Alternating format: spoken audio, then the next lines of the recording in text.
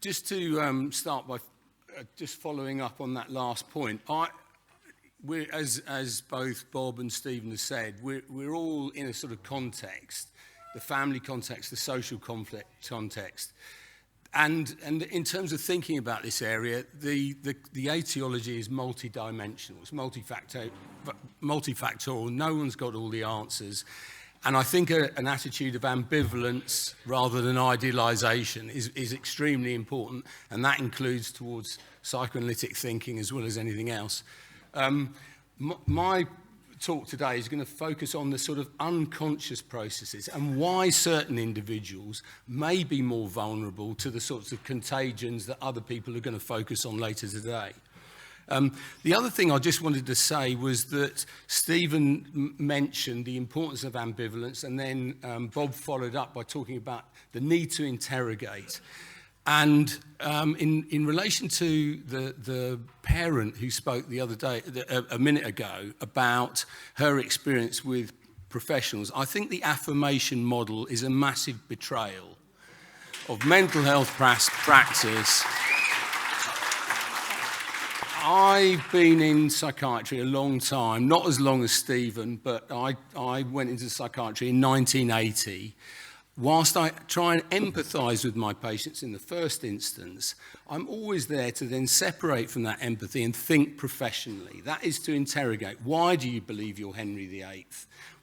How do I make sense of that, rather than just saying, yes, it's unfortunate about a couple of your wives, it's good you had them executed. I mean, that is a complete collapse and betrayal of good mental health practice as far as I'm concerned. Yeah, marvellous. I've got a very dodgy relationship with PowerPoint. This is going to be, like speed dating, this is going to be a sort of introduction to psychoanalytic thinking. You've already had Bob's talked a lot about the early sort of influences of Freud and Charcot, very important. But it's all, I mean, we're meant to advertise the book. I said to Sue, have you bought a copy of the book? No, we haven't bought a copy of the book. We're useless at publicising. We're never going to get the yacht in the south of France. Anyway, there's a lot in the book.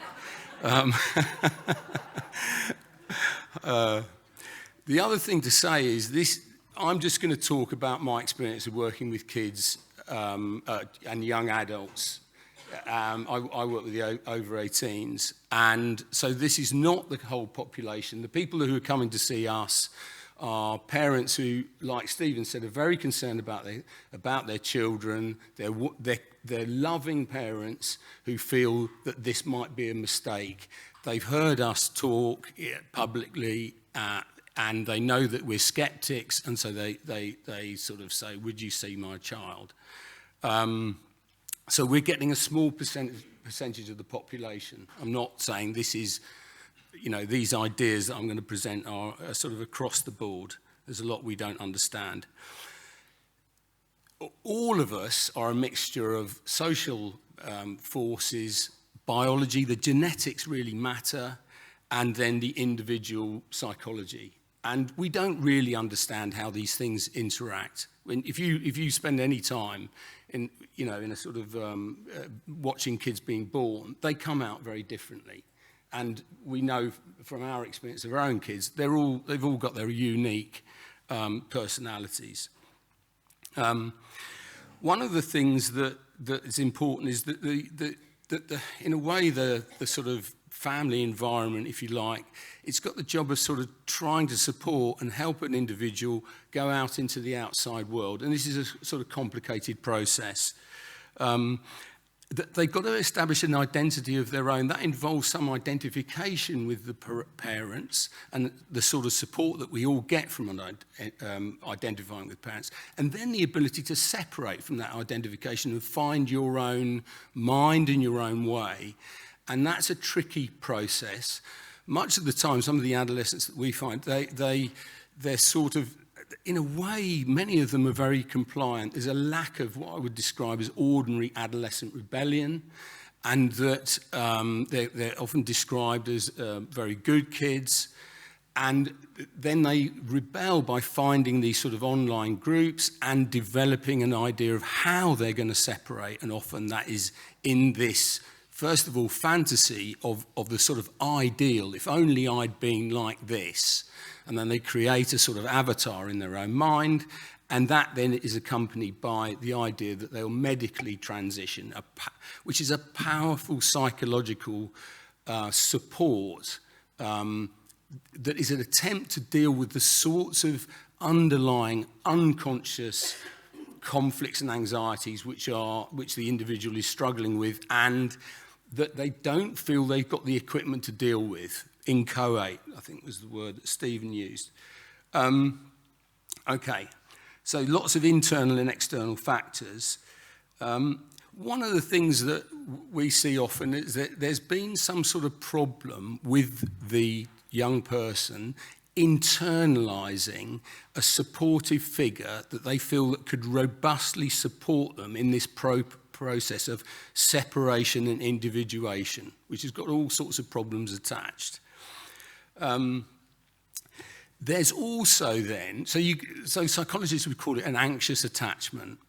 Then there's a problem, often that the third party, sometimes the father, sometimes just the outside world, could be grandmother, is intruding into a sort of a maternal dyad, so that the child is sort of anxiously attached to the primary object, sorry for the fancy language, and feels that a third party is an intrusion rather than offering a different way of thinking about things, which is very important. Triangulation is important in terms of our development. One needs to feel you're with someone who understands you. Winnicott used to talk about there's no such thing as a baby. It's always the maternal object and a baby. You can't think of the baby on their own. But there's also then a question of what happens when that dyad is intruded on? How do you manage the emotions of the three-part relationship? Jealousies, exclusions, separations, etc. Yeah. I mean, one of the things that is often interesting is that the kid would be, the young adult will be very certain, as Stephen said, and in my mind, certainty is a red flag. Very certain, they know what they want to do. The parents disagree, but they want the parents' support. Well, you know, I don't know about you, but I would sort of go and rebel and do all sorts of things, you know, young people should be doing. I didn't necessarily tell my parents, and I didn't expect their approval.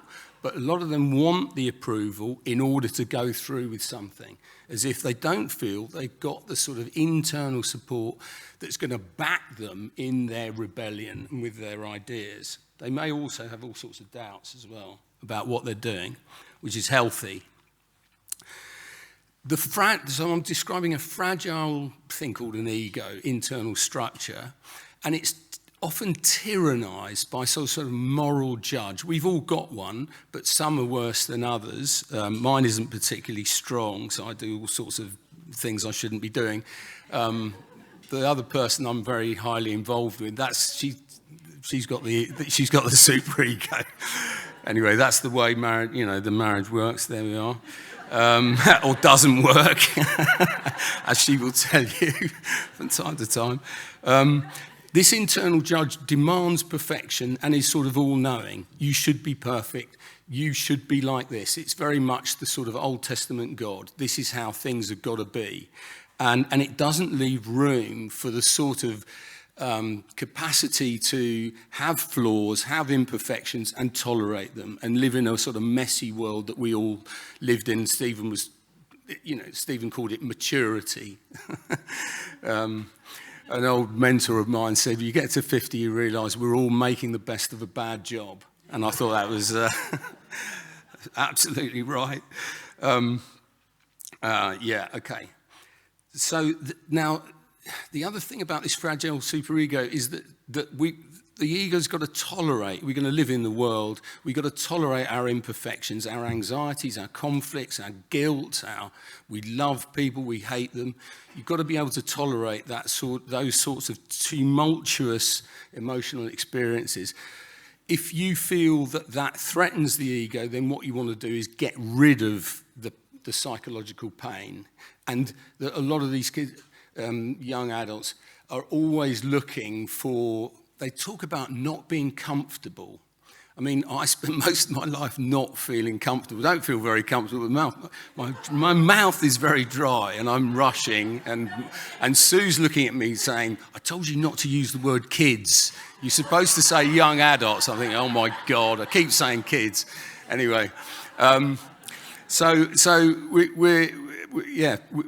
got to be able to tolerate psychological pain, and a lot of them are searching for some sort of nirvana, some sort of pain-free existence. And that's because of the fragility of the ego. Trauma. What's trauma for one is not trauma for the other. And from the outside world, sometimes difficult to see. I'm going to come back to the individual's perceptions. For somebody, having a sibling born within a year of your birth is no problem, bring it on, that's great, you know. For others, it's traumatic. So it's very much how the individual perceives things is one important thing to register. And a lot of the young adults that we see, they feel, because of the fragility, they feel quite traumatized. See a lot of middle kids, the older kid, you know, was the bright one, good at sport, very pretty. The younger kid had a sort of psychological problem, which meant that the parents were completely preoccupied. They're the lost kid in the middle, in a hidden way, quite resentful about feeling that they're sort of rather forgotten. Quite compliant kids, don't cause any trouble until you reach adolescence, when the SIT hits the fan. Right. SIHT. Unconscious grievances. Very important unconscious grievances towards parental figures that are believed to have failed. See, you want the ideal body, we all do, and then you realise you're not ideal. How can you live in the world without being ideal? Because if only I was prettier, if only I was stronger, if only I was like this, if only everybody loved me, everything would be all right. I'd live in this blissful world. As it is, I've got a big nose. My younger son got a big nose. He blames me for that. Our older son, he's got a nice nose. Anyway, what can you do? You've got to live with your, not only your imperfections, your parents' imperfections, but it can go into a grievance in which you feel, I'm not equipped for the world, and I'm blaming my parents and their genetic inheritance, which is lousy. Dodgy knees, dodgy back, all that sort of stuff. Now, often that is expressed through the idea, you know, that mum, dad, you thought, you know, you're in love with your son, daughter. Well, I hate her or him. We're getting rid of them. So that the grievance and a lot of the hit often is in the mothers. The mothers feel absolutely tormented. This is a caricature. Sometimes dads, not always, you know, sort of, you know, whatever. Mums feel it in the body. You know, the daughter who wants to, have a double mastectomy. It's a sort of massive attack on, complicated relationship growing up, isn't it? The child's got to take ownership of their body, and that's a contested area. So you get the development of this. So I think sometimes transition is a sort of unconscious compromise. I'm angry, but I don't want to see myself as angry, but I'm getting rid of whatever I don't want. Toxic masculinity. See a lot of boys who go, I don't want to have anything to do with masculinity. Aggression, no, I completely, disagree with it. Again, it's a bit of a caricature, but sometimes they feel let down by their fathers who may be aggressive or have left mum to it, and the kid and the mum has been left on her own. So there's enormous vengeance towards the father, and they feel they can't identify with their masculinity. They've got to get rid of it. Anyway, I'll come on to that in a minute. Often, the thing is that we sometimes deal with these. If we've got a mind in which we can think about things from different points of view, we can think symbolically, we can triangulate there's this, there's that, there's another way of thinking. Often these are very concrete. They feel, I should be perfect, I'm not perfect, therefore I've got to get rid of the imperfection. It's a concrete way of thinking, and it's a wish for a concrete solution, which is the medical solution, or sometimes, not always. And some will say to you, they can't feel they can come alive until they've killed off their masculinity or femininity. As if, rather than come to terms with aspects of ourselves that we don't necessarily feel comfortable with, that's what we've all got to do to some extent as part of the maturation process.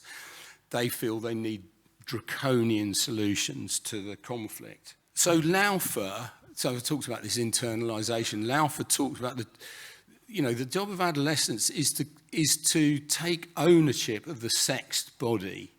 And as Bob was saying, this is a difficult thing. You start to develop breasts, or you worry how big your penis is, or all these sort of preoccupations of adolescence. And then, sexual relationships. But yeah, we had an experience of being called into school. One of our kids was in the sex class, and he ran out. And he sat on the stairs in the morning, said, I don't want to go into school. Why? He said, I had to watch that film, and I'm too young for this.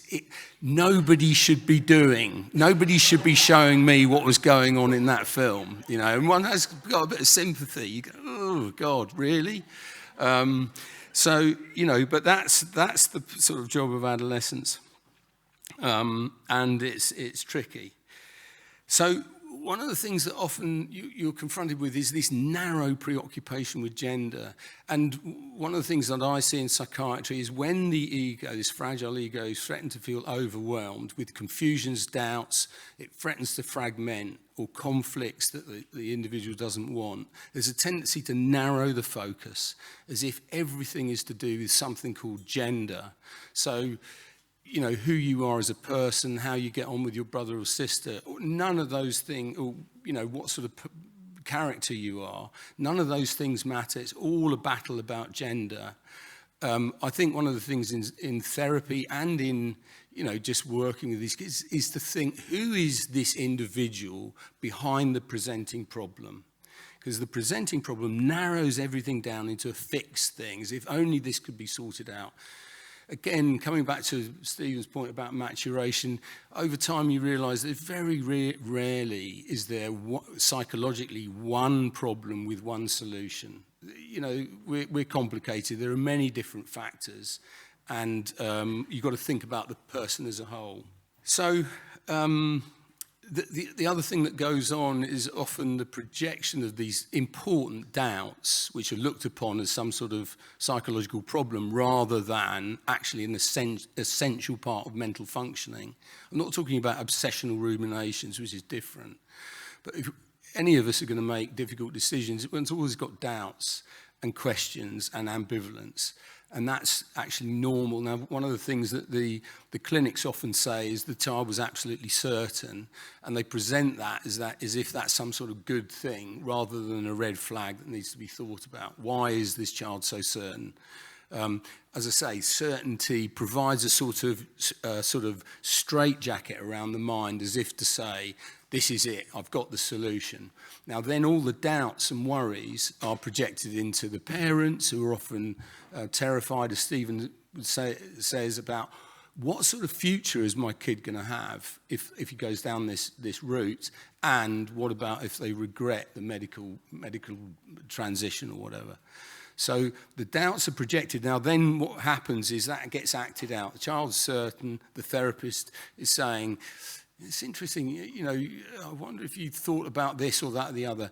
You see, you're just trying to undermine my solution is my certainty. And then you've got a difficulty in the therapy, which I'll come on to in a little bit more in a bit. Yeah, good. This is working well. Right, difficulty separating from mother. Yes, lack of intimacy, we talked about that.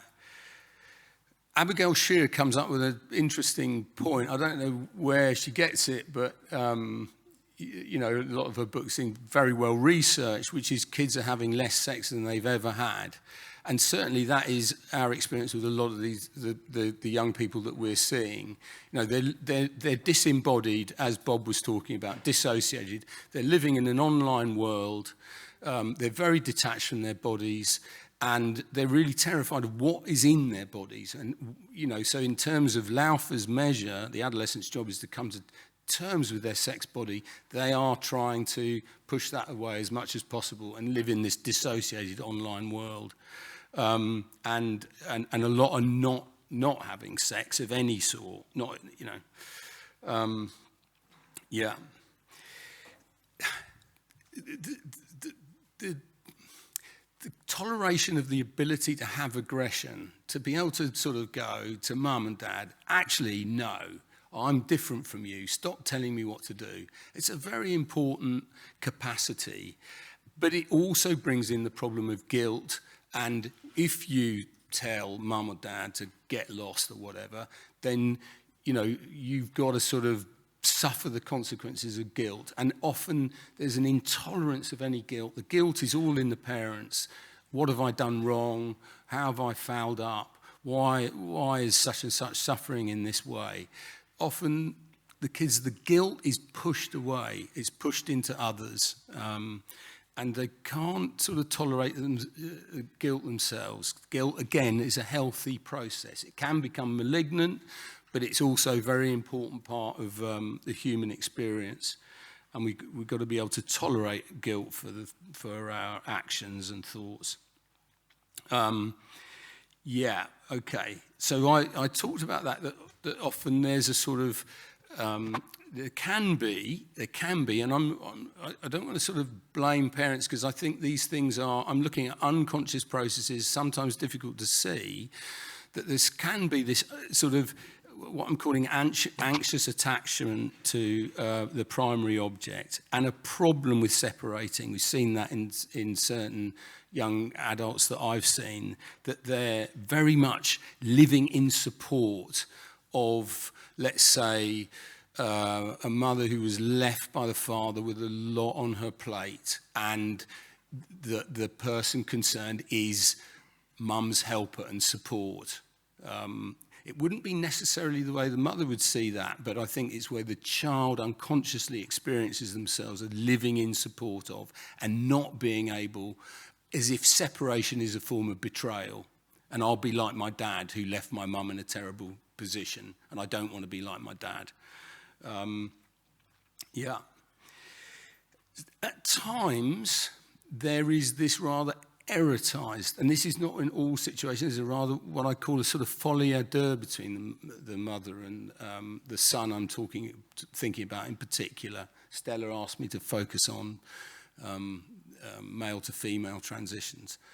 That can be quite an erotized relationship. It's sometimes quite a bit of excitement, that dad doesn't know what's going on. Mum's buying the young man, you know, dresses or makeup, but not telling dad. So there's a sort of a folie à deux. I think the mum thinks, well, dad won't understand, and the son will get, you know, be sort of blamed and whatever, and I want to support. It makes him happy, so I'll do it. But the important thing is both parties secretly know that dad's being excluded, and it's not a matter of trying to break that up. It's trying to understand what function that serves, and that one of the things that's important is where sexualization, so you get a highly sexualized child, we don't see many of these, we see a few, that sex is like a sort of, it's like an antidepressant. It's a sort of, when you've got erotization as part of a sort of psychological structure, an excitement, let's say, about getting dressed up in mum's clothes or whatever, it's an additional sort of buttress to whatever is being defended against. I've just got a paper published recently. Oh, crikey, 5 minutes. Good. Excellent. Yeah. And there can be excitement about, say, taking mother's place, the sort of thing that gets talked about with autogynephilia. You're stealing mother's place. You can get in anywhere. You get access to everything, and you get between the parents, like I talked about. Dad doesn't know what's going on, but mum and we're our confidants. And so there's a sort of no holds barred. The excitement is I can get anywhere. I can get into changing rooms. I can get into mum's place. I can, these things from a social point of view, they're problematic. I'm coming at it from a clinical point of view. That's the point of this recent paper, is trying to understand what's behind this erotization of what I see as a sort of underlying psychological problem. Sometimes as well, that boys will feel they can't measure up to their fathers. They worry that, that they're inadequate in some way. They don't feel they can ever compete. So toxic masculinity. Anyway, technical problems. One of the difficulties, I think family work's enormously important. Sue's going to talk about that, and Stephen's talked about it just before. It's difficult work, and it's not for everybody. The kids, we rely on free association and some freedom of the mind to look at things from different points of view. That is often quite difficult. The kids just sit there, they give you nothing, they don't want to free associate. In a way, they're terrified of your mind and the investigation, your mind and their mind. They're terrified of this process of looking at things from different points of view, because, as I say, it undermines their feeling, I've got the solution, I know what the answer is, I'm getting rid of that, and everything's going to be fine, and I've got this shrink who's thinking all these nasty thoughts about me. So one's got to try, and another issue is that often they'll come because they feel this is the deal. I said to my parents, they'll support my transition as long as they come and see this shrink. I think they're working for my parents, and I'm really not going to cooperate.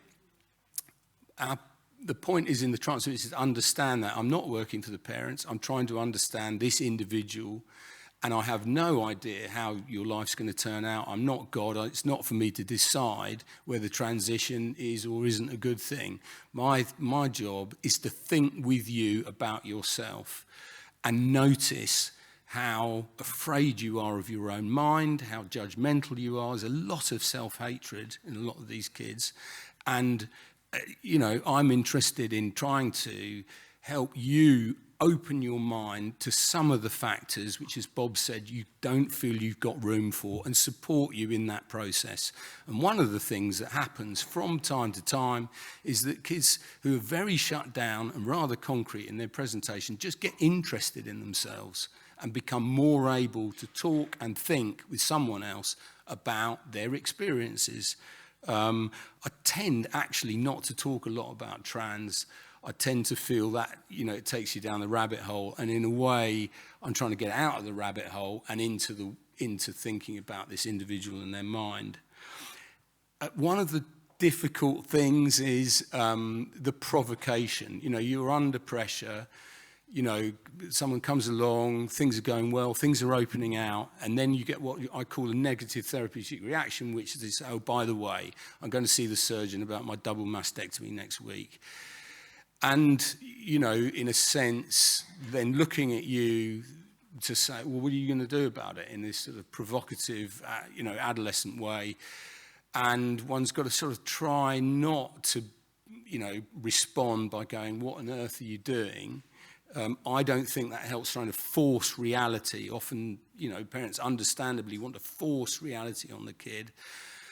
You're sort of thinking, well, let's try and think about why now. I think sometimes it's because things are starting to open up and they're starting to have their doubts and questions, and that is psychologically turbulent, and then they're turning back to a more concrete solution. But there's a lot to manage in the sort of counter-transference. One doesn't want to fiddle your thumbs while Rome burns, on the one hand, but on the other hand, you don't want to be sort of jumping in. And I thought Stephen's point to parents about calmness, one's got to sort of hold one's nerve as a therapist, and tolerate the fact that, you know, we don't know how things are going to turn out, and, you know, damage may be done. We're doing what we can, but it's important not to become a policeman. That's it. Time.